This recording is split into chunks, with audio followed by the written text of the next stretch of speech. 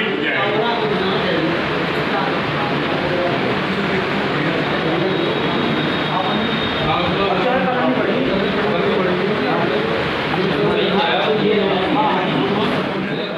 चुनाव कराए जाते हैं, उसमें एक रोटेशन प्रणाली लागू है और उस रोटेशन प्रणाली के माध्यम से हर वर्ग को मौका दिया जाता है।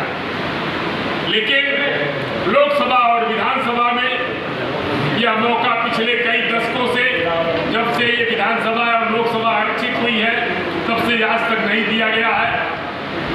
समानता मोर्चा के सारे संगठन इस बात के लिए संकल्पित हैं कि हम उस क्षेत्र के सामान्य वर्ग और ओबीसी वर्ग, अल्पसंख्यक वर्ग को हम उसकी बेड़ियां तोड़वाएंगे और उन्हें आजाद कराएंगे। आजाद करा करके फिर उन्हें स्वतंत्र करेंगे।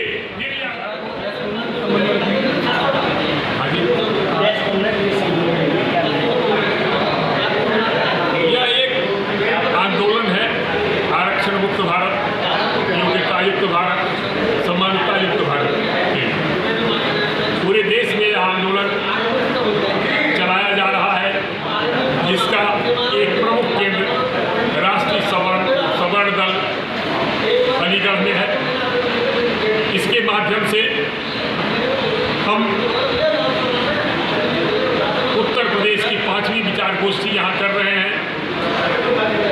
हमारा काम पूरी निरंतरता से पूरे देश की जनता को जगाना है कि जिन आरक्षित क्षेत्रों की, क्योंकि सारे संगठन आज तक किसी को कुछ देने ने, जैसे EWS को दिलवाया, हमने नोटा का अभियान चलाया और नोटा से जब 3 राज्य छत्तीसगढ़, मध्य प्रदेश और राजस्थान जब सरकार बदली है, तो उस समय प्रधानमंत्री महोदय ने हमें, जब पूरे चैनल बोलने लगे, सारे चैनल बोलने लगे कि नोटा से हमारी हार हुई है, तब उन्होंने देखा कि 2019 में हमारी सरकार नहीं बन पाएगी, तो उन्होंने 10% का सामान्य वर्ग को EWS दिया है।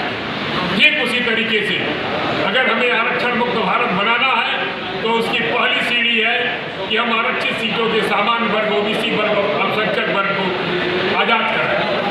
अगर वहाँ हम चुनाव नहीं लड़ सकते हैं, तो आखिर क्यों? सारे चुनाव रोटेशन में किए जाते हैं, हर वर्ग को मौका मिलता है। लेकिन यह एक ऐसा संविधान है, आखिर वो कौन सा संविधान है जिस संविधान के तहत इस एक तरफ रोटेशन प्रणाली से सारे वर्ग को मौका दिया जाता है चुनाव लड़ने का, लेकिन लोकसभा और विधानसभा में आज तक ऐसे प्रक्रिया नहीं लागू की गई। हम इस प्रक्रिया को लागू करने की मांग करते हैं और मांग करते हुए मैं चेतावनी देता हूँ, उनसे कह दो कि रंजो गम पैदा न करें, उनसे कह दो कि रंजो गम पैदा न करें, चमन से गुजरे मगर फूलों को रौदा न करें, और कह दो गुजरे हुए गवाहों से कि झूठ बोले लेकिन झूठ का सौदा न करें। उन्होंने हर तरह से झूठ बोल करके हमारे समाज को पीड़ित किया है। मैं ये चाह रहा हूँ कि अगर यह रोटेशन प्रणाली लागू नहीं की जाती है, तो हम ये जो शुरू हुआ सन 1985 से हुआ, हमारा संविधान चालू हुआ, तो आपको ताजुब होगा इस बात का कि ये इस आर्टिकल में, इस अनुच्छेद में, संविधान के इस अनुच्छेद में हर 10 साल बाद एक संशोधन किया जाता है। अननेचुरल इसका सन 1960 में, 60 से पहले हुआ, 70 से पहले हुआ, 80 से पहले हुआ, 90 से पहले हुआ, 2000 पहले से हुआ, 2010 से पहले हुआ, 2020 से पहले। अब ये जो है, अगर आप आर्टिकल 334 पढ़ें इस वक्त प्रोजेक्ट में, तो उसमें स्पष्ट लिखा हुआ है कि ये रिजर्वेशन जनवरी 2030 में समाप्त हो जाए, इसके विरोध में। तो ये एक बार फिर संशोधन हुआ और ये जो है 2040 तक जाएगी।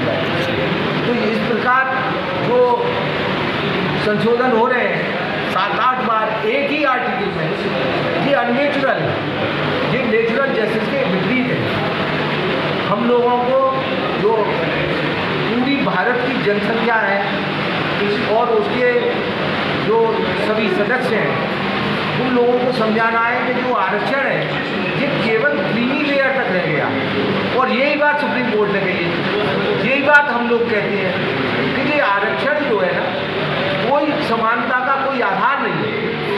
समानता लाने के लिए आरक्षण अगर मान लो सक्षम होता तो अब 70-80 साल हो गए और इसमें अभी तक हमको समानता नहीं मिली, तो आगे की संभावना बहुत कम है। हम ये कहते हैं कि आरक्षण की जगह सहायता दी जाए। आरक्षण और सहायता में बहुत बड़ा अंतर है।